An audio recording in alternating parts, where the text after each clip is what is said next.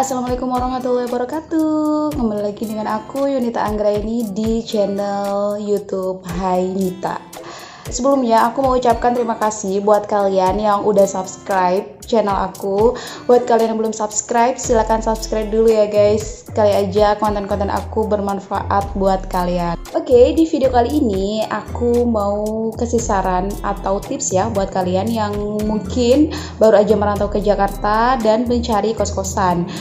Nah, di sini aku mau ngebahas sedikit pengalaman aku selama aku menjadi anak rantau.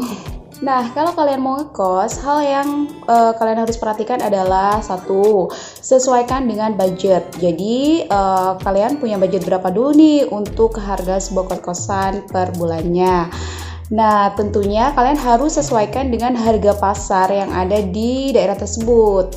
Misalkan kalian nggak bisa nih samain harga pasar kos-kosan yang ada di Banyuwangi dengan harga kos-kosan yang ada di Jakarta. Kalau di sekitaran Jakarta Pusat aja itu ada kok yang harganya 600.000, tapi kos-kosannya kecil gitu, ukurannya 3x3 dan kamar mandinya juga di luar. Jadi bareng-bareng gitu guys. Nah, harga kos-kosan 600.000 itu biasanya udah include sama listrik dan kalian bakal dapat matras sama lemari portable gitu.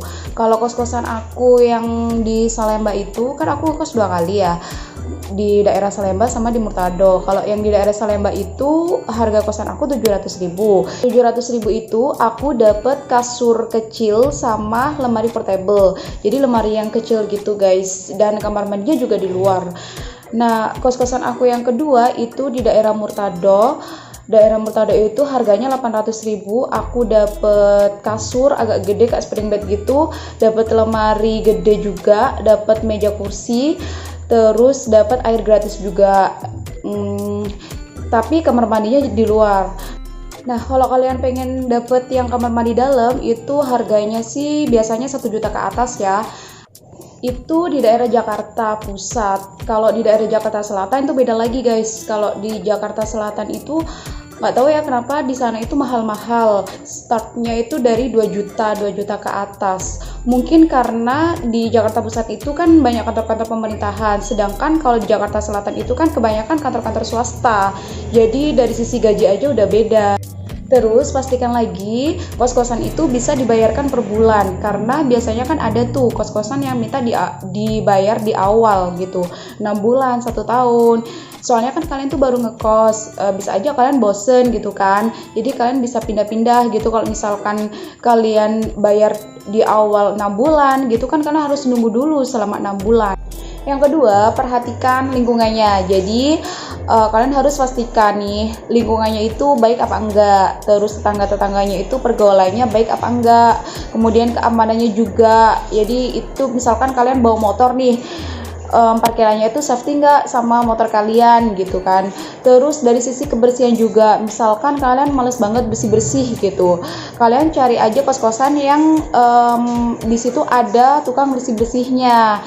Jadi kayak aku nih ngekos 2 kali itu aku dapat kos-kosan yang ada ibu-ibu yang tukang bersih-bersih. Jadi kalau misalkan kita pulang ngantor gitu kan, nyampe kos-kosan udah bersih gitu. Tapi itu di luar kamar kita. Kalau misalkan di kamar kita ya nggak dibersihin dong, bersih-bersih sendiri. Karena kan biasanya kucing-kucing tetangga itu kan pada nakal-nakal ya guys, tiba-tiba aja masuk ke kosan kita gitu, ke pagar kosan, terus dia PW gitu di depan kamar kos kita, terus tiba-tiba buang kotoran. Ya kalau misalkan nggak ada tukang bersih-bersihnya kan kita sendiri yang bersihin. Kalau ada mereka kan ya mereka yang bersihin gitu guys. Yang ketiga, selanjutnya hal yang harus kalian perhatikan adalah cari tempat kosan yang strategis. Maksudnya dekat kemana-mana gitu, dekat sama kantor kalian, dekat sama warung makan ya. Jelas kalian harus dekat sama warung makan kalau kalian males masak gitu ya kan. Terus dekat sama pasar kalau misalkan kalian biasa ke pasar, dekat sama Indomaret, Alfamart ya. Tapi yang paling penting itu dekat sama kantor. Kan tujuan kalian ngekos itu agar kalian bisa dekat sama kantor kalian ya kan. Kalau misalkan jauh ya sama aja bohong. nanti keluar kos lagi buat biaya transportasinya. Yang keempat, perhatikan fasilitas yang diberikan. Misalkan kalian tuh dapat lemari, dispenser, dan lain-lain. Nah, kalian harus cek tuh kondisinya ketika kalian nempatin, apakah kondisinya itu dalam keadaan baik-baik aja atau ada kerusakan. Nah, kalian harus lapor misalkan ada yang rusak gitu. Jadi hal-hal kayak gitu tuh kalian harus detail guys. Terus fasilitas listrik. Kalau misalkan kos-kosan itu udah include listrik, tanyain juga apakah kalau misalkan kita bawa barang-barang elektronik lainnya itu dikenain tambahan biaya. Biasanya sih ada ya, setiap item itu 50 sampai 100 ribu. Tapi itu tergantung setiap kos-kosan, pasti beda-beda. Kemudian kalau misalkan kos-kosannya itu nggak include sama listrik, tanyain juga apakah pakai token listrik atau meteran. Kalau misalkan pakai meteran, ya kalian tanya juga itu harga ber KWH-nya berapa. Jadi kalian bisa hitung-hitung tuh rincian biaya kos kalian gitu kan. Nah, itu tadi hal-hal yang harus kalian perhatikan. Untuk cari kos-kosannya, kalian punya dua pilihan ya guys, secara online maupun face to face. Jadi kalau secara online itu kan sekarang banyak banget ya aplikasi-aplikasi yang menyediakan tempat-tempat kos kayak Mami Kos gitu. Kalian cari aja di App Store kalian, itu banyak banget. Yang kedua itu face to face, jadi kalian langsung ketemu, tanya-tanya sama ibu kosnya atau bapak kosnya, tanya-tanya fasilitas yang diberikan itu apa aja. Tapi menurut aku kalau face to face itu membuang-buang waktu sekali. Kalau kalian secara online tuh kalian bisa sambil rebahan gitu, kalian scroll gitu kan. Dan di Mami Kos itu biasanya sudah tertera fasilitas-fasilitas apa yang diberikan. Nah, kalau kalian udah dapet tuh kos-kosan yang kalian inginkan gitu kan, ya menurut aku kalian jangan hanya fokus satu tempat aja, tapi banyak pilihan gitu ya, minimal 5 lah ya. Nah, setelah kalian dapet, kalian harus survei lokasi tuh, karena kan kadang foto itu menipu ya kan, foto yang ada di aplikasi itu kadang nggak sesuai dengan yang aslinya. Jadi kalian harus survei lokasi dulu.